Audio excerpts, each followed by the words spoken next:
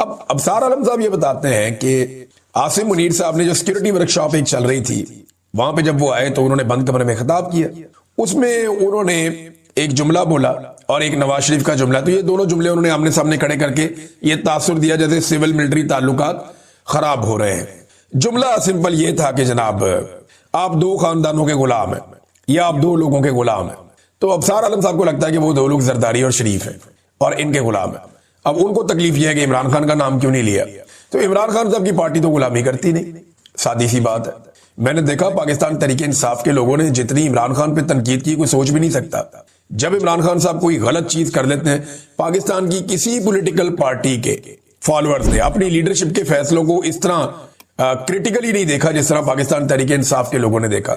चाहे वो उस्मान मुजदार का फैसला हो, चाहे वो दीगर फैसले हो, तो इमरान खान साहब के सही फैसलों को जिस तरह सपोर्ट करते हैं पाकिस्तान तरीके इंसाफ के लोग या कारकुन, उसी तरह जब उन्हें लगता है कोई फैसला गलत है तो वो उसके सामने भी आकर खड़े होते हैं। तो ये पाकिस्तान तरीके इंसाफ में एक थोड़ी सी चीज मुख्तलिफ है। एक दौर में ये चीज कुछ हद तक पाकिस्तान पीपल्स पार्टी में हुआ करती थी, जब बेनजीर भुट्टो नई पाकिस्तान वापस आई थी ज़ियाउल हक के तैयारे के हादसे के बाद।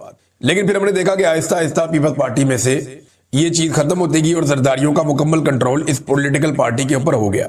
अब नाज़रीन, रोला जो है ना वो परफॉर्मेंस का बताया जा रहा है।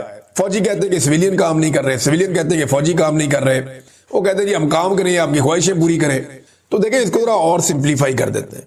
इसको मजीद सिंपल आप ऐसे कर दें कि काम चल ही नहीं रहा। अब आप चाहे एक के ऊपर डालें या दूसरे के ऊपर डालें, काम चलना ही नहीं है। ये जो कह रहे हैं ना फौजी भी पैसे कमा रहे हैं, शहजाद अकबर साहब ने एक खबर दी। उन्होंने बताया कि जनाब एक बड़े फौजी का भाई उठाया गया, बड़ा बदनाम है। तो कुछ अर्सा पहले मुझे कुछ लोगों ने बताया कि ये बंदा जो उठाया गया है, ये खुद तो फौजी नहीं है लेकिन बहुत बड़े फौजी ऑफिसर का भाई है। ये दुबई में बैठ के मादनियात के और पेट्रोलियम के सौदे करता है और ये अरबों रुपए के सौदे करता है और ठेकों के जो है वो कारनामे सर अंजाम देता है। अब ये कहानियां इसके बारे में मार्केट में काफी दिनों से थी, लेकिन उसके बाद अब पता चलता है जो शहजाद अकबर साहब की खबर है कि ये बंदा गिरफ्तार हो जाता है। गिरफ्तार क्या होता है, उठा लिया जाता है। फिर ये कहता है जी मैं अकेला तो नहीं, मेरे साथ तो वो भी है, वो भी है, वो भी है, वो भी है, ये सारे मेरे पार्टनर है, फलाना फलाना भी इन्वॉल्व है। तो यहां तो जिसको हाथ लगाओ, वो तरबूज वाले कहते हैं ना जड़ा पन्नो ही लाल है। तो जिस तरबूज को खोलते हैं वो अंदर से लाल ही निकलता है। यानी जिसको हाथ डालते हैं उसने भी अरबों रुपए हड़प किए हुए होते हैं, जिसको हाथ डालते हैं वो करोड़ों से नीचे तो बात ही नहीं बनती। तो यह अन्नी पड़ी हुई है। दोनों तरफ के लोग लुटमार कर रहे हैं, चाहे वो एस्टेब्लिशमेंट है चाहे वो सियासतदान है। और इसी लुटमार के लिए इन्होंने इमरान खान का रिजीम चेंज ऑपरेशन किया था कि इमरान खान की हुकूमत गिराओ, ये तो दिहाड़ियां बंद हो जाएंगी, हमारी दिहाड़ियां लगानी है। तो दिहाड़ियां तभी लगेंगी सियासतदानों की और जर्नैलों की जब इमरान खान जैसा सियासतदान नहीं होगा जो अवामी फैसले करने की कोशिश करेगा। और 3 साल में आपने देख भी लिया था कि इमरान खान साहब का जो तर्ज हुक्मरानी था वो इन लोगों से तो कम बहुत बेहतर था। अब मुल्क इनसे संभल नहीं रहा और दोनों तरफैन जो हैं वो इमरान खान पे इल्जामात लगा लगा के थक भी गए। यानी पहले तो बड़ा आसान था ना कि इमरान खान पे इल्जाम लगा दो, ये कह दो ये भी इमरान खान की वजह से हुआ, मईशत इमरान खान की वजह से तबाह हुई। अब जनाब 4 साल के बाद आप इमरान खान पे कैसे इल्जाम लगा सकते हैं? 2022 की 21 की कहानी आप 2025-26 में नहीं सुना सकते। लिहाजा अब इमरान खान पे इल्जाम लगाने की भी वो कैपेसिटी नहीं रही और दोनों तरफ थक गए कि कब तक इमरान खान पे डालेंगे। 1 साल हो गया, पीटीआई ने कोई एहतजाज भी नहीं किया। वो छोटा मोटा जलसा जुलूस तो हर पॉलिटिकल पार्टी करती है और मेरे ख्याल में जमात इस्लामी ने पाकिस्तान तरीके इंसाफ से ज्यादा पॉलिटिकल एक्टिविटीज की हैं, बड़े बड़े जलसे किए, हर शहर के अंदर किए। पीटीआई को तो करने नहीं दिया गया। तो 1 साल हो गया पाकिस्तान तरीके इंसाफ ने कोई एहतजाजी सियासत भी नहीं की। वो ज्यादा से ज्यादा बेचारे चंद बंदे इकट्ठे होकर अडियाला जेल के बाहर चले जाते हैं, वहां 4 नारे लगा देते हैं। इसके अलावा तो उन्होंने कोई बड़ा सियासी एहतजाज या कोई लॉन्ग मार्च या ऐसी कोई चीज नहीं की जिसके बाद ये कहें कि जनाब वो अदम इस्तेहकाम का शिकार कर रहे हैं पाकिस्तान तरीके इंसाफ वाले हुकूमत को, या वो काम चलने नहीं दे रहे। तो अब पाकिस्तान तरीके इंसाफ ने कुछ किया नहीं, लेकिन इसके बावजूद इस पूरे साल के अंदर हर शोबे में तनजली हो रही है। यानी सिर्फ नवंबर के महीने में आप उठाकर देखें तो टैक्स कलेक्शन हुई है, ये जो एफबीआर ने की है, इसमें 139 अरब रुपया कम इकट्ठा किया है। अंदाजा करें आप, ये टैक्स भी अभी तक कलेक्ट नहीं कर पा रहे और हालात इतने पतले हैं पाकिस्तान के कि कोई चीज भी इनके कंट्रोल में नहीं आ रही। अब इल्जामात एक दूसरे पे डाल रहे हैं, लेकिन असल मामला जो अभी भी मुझे ये लगता है बीच में फंसा हुआ है वो ये है कि नवाज शरीफ साहब इमरान खान साहब से मुस्तकिल छुटकारा चाहते हैं। उन्हें यह लगता है कि जब तक उन्हें या उनकी फैमिली को इमरान खान साहब से मुस्तकिल छुटकारा नहीं मिल जाता तब तक उनकी सियासत इसी गड़े में पड़ी रहेगी।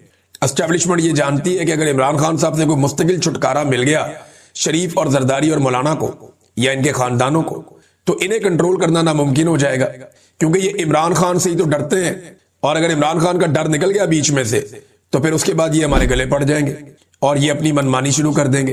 तो अब यहां पे आके मामला मुझे लगता है फंसा हुआ है और नोटिफिकेशन भी फंसा हुआ है। लेकिन नोटिफिकेशन हो जाएगा और सौदा आसिम मुनीर और नवाज शरीफ के बीच में ही तय होगा, क्योंकि ये नेचुरल अलायंस है। दोनों इमरान खान से डरते हैं और डर की आप देख लेना, आपको नजर भी आ रहा है डर। ताहयात इस्तिस्ना के अंदर भी आपको डर नजर आ रहा है, नवाज शरीफ की बातों में भी आपको डर नजर आता है, नवाज शरीफ ने जिस किस्म का बूट पॉलिश किया उसके अंदर भी आपको डर नजर आता है।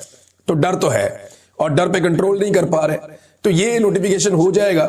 अब अगर मंगल से पहले नोटिफिकेशन हो जाता है तो मंगल को इमरान खान साहब की बहनों की मुलाकात भी हो सकती है, लेकिन अगर नोटिफिकेशन नहीं होता तो फिर मामला आगे बढ़ जाएगा। अब देखते हैं, एक टाइम और दिया है पाकिस्तान तहरीके इंसाफ ने, इस दौरान में क्या होता है। नाजरीन, अता तारड़ साहब ने इमरान खान साहब की बहनों को एक ताना दिया।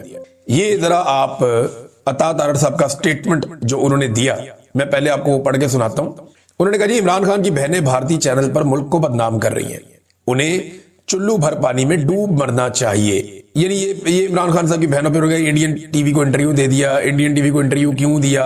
हम इंडिया के साथ दहशतगर्दी की लड़ाई लड़ रहे हैं, हमारी उनके साथ जंग हुई है, ये वो सारी बातें उन्होंने की और इमरान खान साहब की बहनों के ऊपर डाल दिया।